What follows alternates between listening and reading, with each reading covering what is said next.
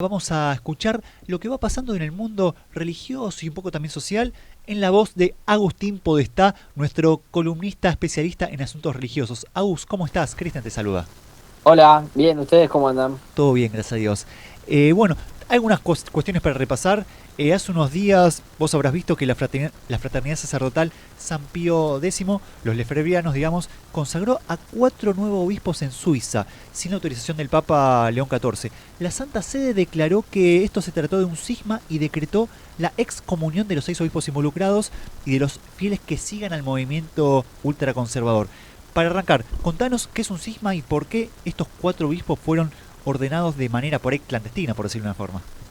Bueno, un cisma es cuando se da una separación dentro de la iglesia, que es por cuestiones que quieren sostener lo que podríamos llamar en líneas muy generales, muy burdamente diciéndolo, la tradición de la iglesia, pero no con algunas características o con algunas características que son contrarias a lo que sostiene la iglesia. Por ejemplo, para pensar otro ejemplo, es lo que sucedió con Enrique VIII en Inglaterra, ¿no? Con el movimiento anglicano, ¿no? Lo que entra es en un cisma porque no acepta una cuestión en particular. En el caso de Enrique VIII era el tema del matrimonio, se acordaban Ana Bolena, etcétera. Eso es un acto cismático, es decir, algo que es contrario a una cuestión muy puntual, que no tiene que ver tanto con la doctrina, sino con las cuestiones de orden disciplinar de la iglesia, ¿no? En este caso es concretamente el acto cismático, es haber consagrado obispos, en este caso 4 obispos, sin autorización debida al obispo de Roma, al Papa, ¿no? Ellos no tenían esa autorización para ordenar esos 4 obispos, entonces el acto cismático se lo considera propiamente esa ordenación episcopal. ¿Y cuál era la segunda pregunta? No, por eso, ¿por qué estos fueron ordenados de manera clandestina? Por ese lado, digo Ah, también, en exactamente, línea porque con no eso. pidieron la autorización necesaria que exige el derecho canónico, que es la autorización del Papa, ¿no? Para ordenar obispos. Bien, a ver, a veces yo pienso con esto que escuchaba Agus, tal vez alguno puede estar no del todo a favor con algo que propone la Iglesia Católica, pero capaz que suena un poco fuerte el hecho de la excomunión. Por eso entiendo que en esta cuestión de los cismáticos son cuestiones centrales, me imagino, porque por ejemplo me llamó la atención que los sacramentos administrados por los lefebvrianos no tienen validez, o sea que si me voy a confesar y me toca un sacerdote lefebvriano, no tiene validez, digamos, puede pasar que uno no sepa qué es ese sacerdote lefebvriano, son cuestiones prácticas que por ahí, ejemplos, casos irreales tal vez, pero que yo me pregunto, digo, ¿qué pasa si tal cosa? Eh, ¿Suelen darse ese tipo de cuestiones prácticamente? A ver, yo distinguiría esto, ¿no? Sí. El qué pasa así a veces es muy peligroso porque nos hace caer en la trampa de los fariseos, ¿no? Ajá, Diría, bien. diría sencillamente esto: si uno no sabe la iglesia a la que está yendo, está yo que se está de vacaciones, en nuestro país nos puede pasar, Sí, tal cual. hay muchos en nuestro país, y está de vacaciones y entra a una misa y le parece que todo es medio raro, pero bueno, más o menos todo se parece y sigue adelante y se confiesa y tal, nadie te lo aclaró y vos no lo sabías, listo, no pasa nada. Porque, porque no hay que olvidarse que el sacramento no termina en el sacramento en sí mismo, sino en la persona que lo recibe. Entonces, si una, no sé, pobre doña Rosa que está de vacaciones y entra a una parroquia con lefebrista y se confiesa y no sabe nada y tampoco tiene todo este conocimiento, listo, no importa, porque el sacramento termina en la persona, no en el sacramento en sí mismo, mucho menos en el ministro, ¿no? Mucho menos en el sacerdote que lo está administrando. A veces nos han hecho creer que al revés, ¿no? Que es más importante el ministro que el sujeto, ¿no? El sujeto es quien lo recibe el sacramento y eso es lo más importante. Ahora, lo que sí está pasando, esto sí me parece grave, es que hay parroquias en nuestro país que son lefebristas que hoy siguen adelante celebrando el culto, eh, y técnicamente están en excomunión por esto mismo que vos mencionabas antes, ¿no? Porque se les dijo que tienen que abstenerse, ¿no? Sé, por ejemplo, en San Juan, acá en la zona norte de la ciudad de la provincia de Buenos Aires, no saliendo de la ciudad de Buenos Aires hacia el norte, Pilar, etcétera. Hay muchos de estos lefebristas, de estos grupos ultraconservadores, que saben lo que están haciendo, y que están en excomunión, ¿no? Entonces eso ya no pueden alegar ignorancia, porque eso ya lo saben expresamente, ¿no?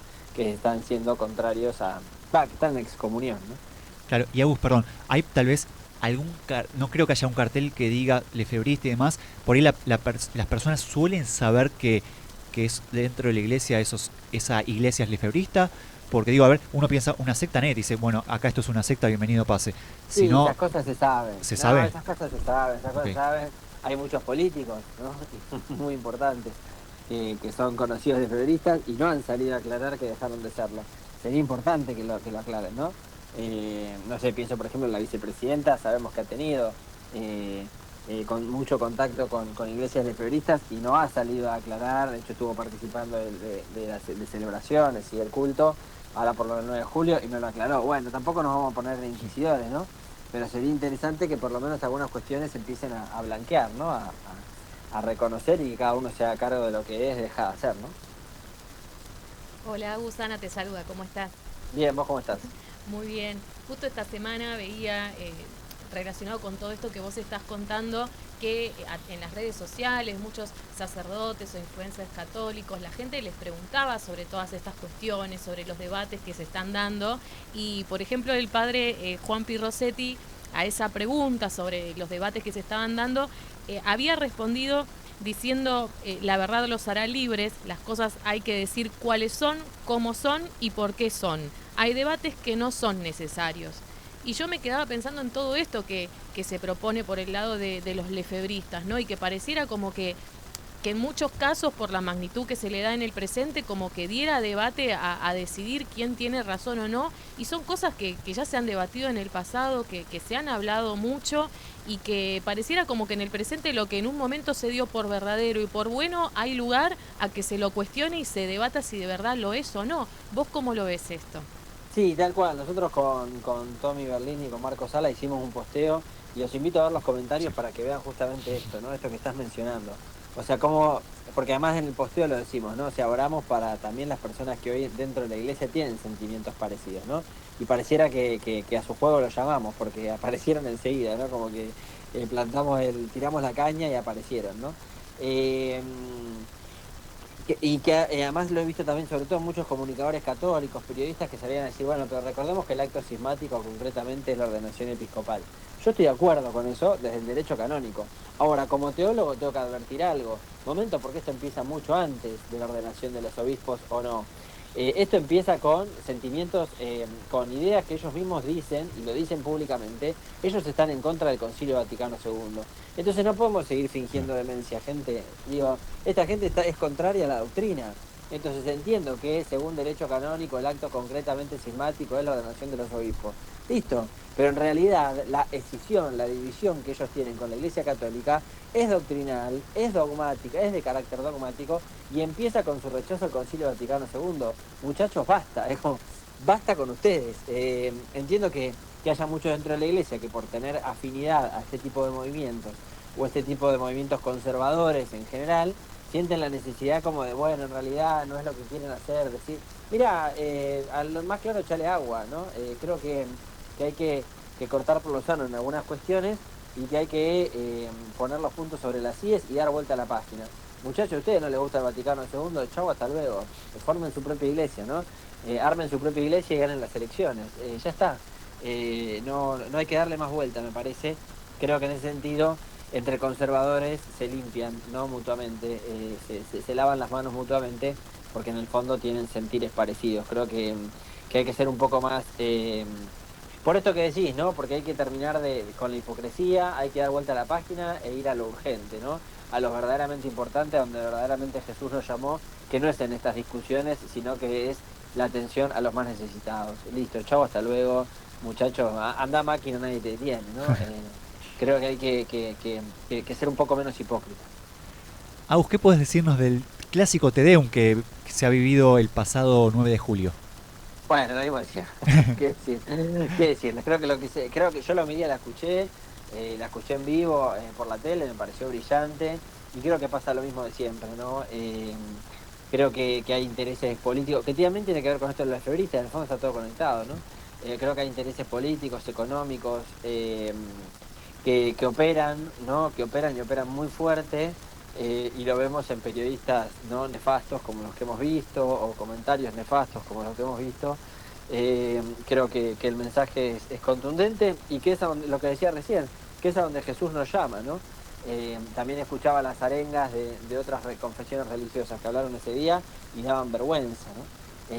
Daban vergüenza porque pareciera que, sobre todo los evangélicos, ¿no? Los que verdaderamente quieren encarnar el evangelio, ¿Cómo puede ser que lo perviertan de esa manera? ¿No? Creo que es una perversión de la escritura, las cosas que le hacen decir al texto bíblico para justificar una opción política, ¿no?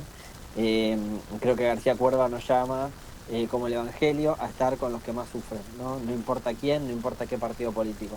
Y pareciera que algunos están demasiado nubilados por el dinero, por la guita, por el poder, y se lo ve claro en este tipo de declaraciones.